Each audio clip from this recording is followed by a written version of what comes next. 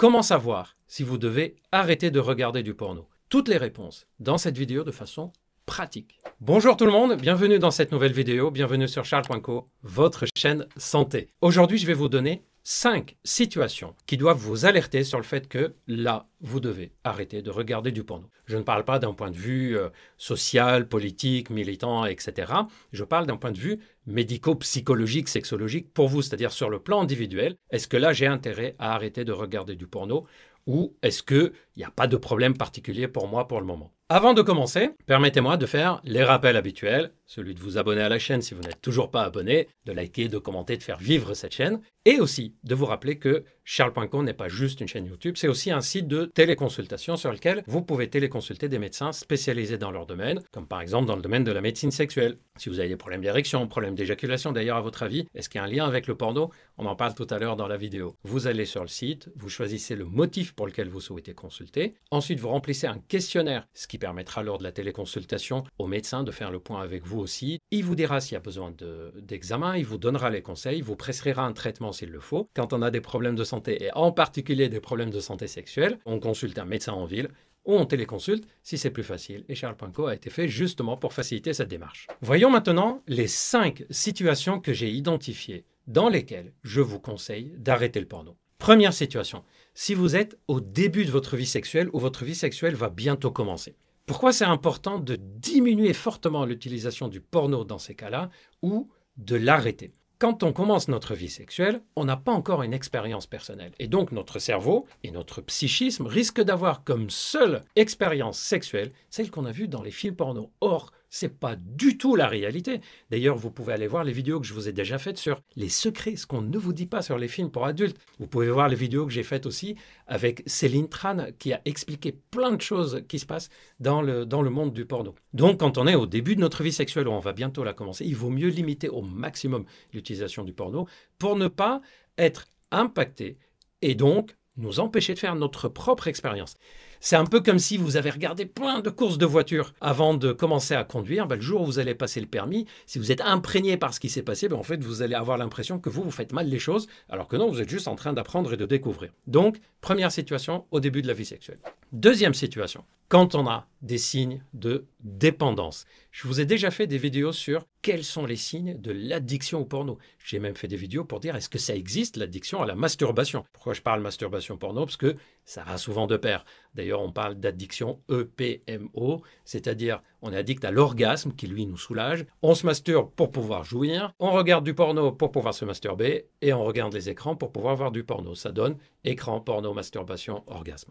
Comment savoir si on a des signes d'addiction? Je vous ai détaillé tout ça dans les vidéos sur le sujet. Je vous rappelle ici les points importants. Quand ça devient une sorte de besoin et pas juste une envie. Quand ça devient quelque chose de plus fort que nous, on doit aller regarder. On n'arrive pas à contrôler. On aimerait arrêter, mais on n'y arrive pas. Les fois où on ne regarde pas, on n'est pas bien. Il manque quelque chose. C'est comme si c'était un énorme effort pour nous de ne pas regarder. Quand on se rend compte aussi que ça commence à prendre le pas sur plein d'autres choses. On commence à perdre du temps à regarder du porno. Et aussi, il y a un test qu'on peut faire, c'est j'arrête une semaine, 2 semaines de regarder du porno et je vois ce qui se passe. Si je me rends compte que en fait ça change rien, je suis tout aussi bien que si j'avais pas arrêté, ça veut dire que j'avais pas de dépendance. Par contre, si je sens que plus le temps passe et plus c'est présent dans ma tête, plus ça devient comme une obsession et ça revient et je dois résister, ça veut dire qu'effectivement il y avait un problème. Donc, en cas de signe d'addiction au porno, c'est une situation où on doit arrêter. D'ailleurs, je vous dirai à la fin de la vidéo des petites astuces pour pouvoir arrêter. Troisième situation, si on a des troubles sexuels associés, c'est-à-dire des problèmes d'érection,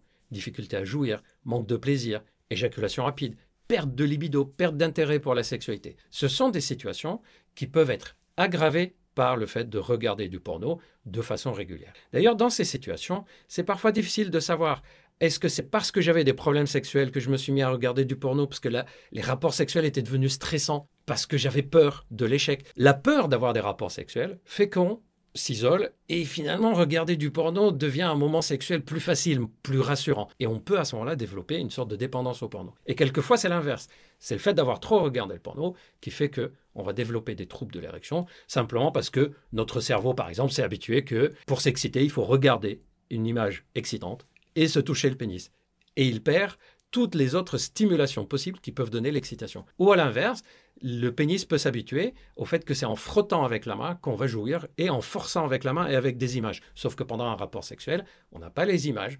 Et si c'est par pénétration, ça peut devenir plus difficile à jouer. Donc quand on a des troubles sexuels, ça vaut toujours le coup d'arrêter de regarder du porno, ne serait-ce que pour observer est-ce qu'il y a une amélioration ou pas. Et s'il n'y a pas d'amélioration, on consulte ou on téléconsulte un médecin spécialisé dans le domaine, évidemment. Quatrième situation, si vous avez l'impression que le fait de regarder du porno commence à avoir des conséquences sur votre vie qu'on appelle relationnelle, dans votre vie de couple. Ça commence à vous isoler, vous commencez à préférer regarder le porno plutôt que de sortir voir des amis. Vous commencez à préférer regarder le porno plutôt que d'aller manger avec quelqu'un ou d'aller faire une activité à l'extérieur. C'est-à-dire, si vous avez l'impression que le fait de regarder le porno commence à être associé à quelque chose de type je m'isole, je suis de plus en plus seul et je regarde du porno, ou je regarde pas, mais en tout cas, je suis de plus en plus souvent seul, ça veut dire que c'est le moment également d'arrêter le porno. Cinquième situation, n'importe quelle sensation de type mal-être associée au porno est le signe qu'on doit arrêter. Typiquement, c'est quoi? C'est vous regardez le porno, pendant que vous le faites, ok, tout va bien, ou presque, et ensuite, vous vous sentez mal. Vous vous sentez mal de l'avoir fait. Ou vous vous sentez mal parce que vous avez ce qu'on appelle le syndrome post-orgasmique. Ce sont des personnes qui, suite à une jouissance, peuvent avoir une très grande baisse de l'état du bien-être, du mental, du moral, presque un syndrome grippal d'ailleurs dans certains cas. Il y a aussi des situations où des hommes disent moi, quand je me masturbe de façon régulière, et donc je regarde du porno pour me masturber, je suis moins bien physiquement, mentalement. C'est des hommes qui ont intérêt à espacer leur masturbation et donc naturellement, ils ont intérêt à arrêter de regarder le porno qui lui favorise la masturbation. En tout cas, n'importe quelle sensation où vous vous dites « je ne sais pas pourquoi, je n'ai aucune idée, mais je sens que le fait de regarder du porno, ça me pose un petit problème ». Et bien même sans savoir pourquoi, c'est un signe suffisant pour dire « j'arrête le porno ». Quand vous arrêtez le porno, 2-3 petites astuces simples. Premièrement, essayez d'identifier les 5 points que je vous ai dit. C'est est-ce que j'ai un de ces éléments? Si oui, vous avez intérêt à diminuer, à arrêter le porno. Deuxièmement, réfléchissez à par quoi je vais le remplacer. C'est difficile d'arrêter le porno, d'être assis comme ça chez vous le soir à rien faire, d'avoir l'écran de l'ordinateur, du smartphone devant vous, de le regarder et de se dire non, il faut que je résiste, il faut que je résiste, il faut que je résiste. Mais c'est super difficile. Le plus intéressant, c'est quoi? C'est de remplacer par quelque chose. Par quoi? Tiens, je vais aller peut-être faire du sport juste avant. Tiens, je vais m'intéresser à tel ou tel truc. Je vais regarder des documentaires. Je vais voir plus de monde à l'extérieur. Donc, remplacer par autre chose et pas juste le supprimer.